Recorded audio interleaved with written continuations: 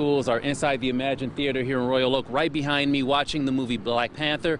This all made possible by Detroit natives, Eminem, Jamel Hill, Jalen Rose, organizations like the Detroit Lions, Forest STEM Lab, and as you mentioned, Detroit native rapper Big Sean. Let's go to some video to show him surprising all of these kids about a half hour or so ago. It was a great welcoming here at the Imagine Theater in Royal Oak. Big Sean surprising all these kids, here being on hand, one of the people to make this possible. And as you mentioned, he's also working on a big development. What he's doing, he's opening up an Imagine Theater somewhere in the city of Detroit. This had been in the works for since the last fall of 2017. Imagine Theaters and Big Sean working together to make this possible. Now, we spoke to Big Sean about this, opening up a theater in the city of Detroit and students seeing the movie Black Panther. Here's what he had to say.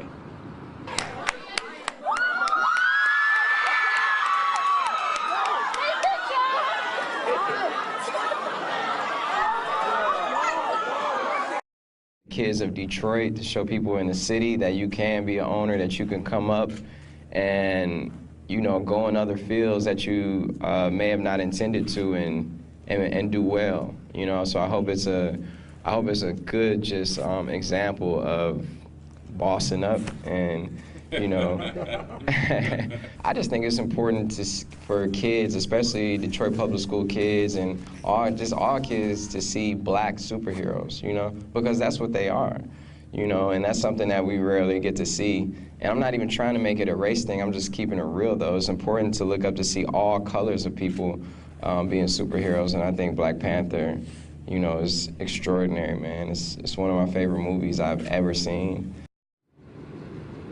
Hey, it's one of my favorite movies too. I've seen it twice. I may go see it a third time.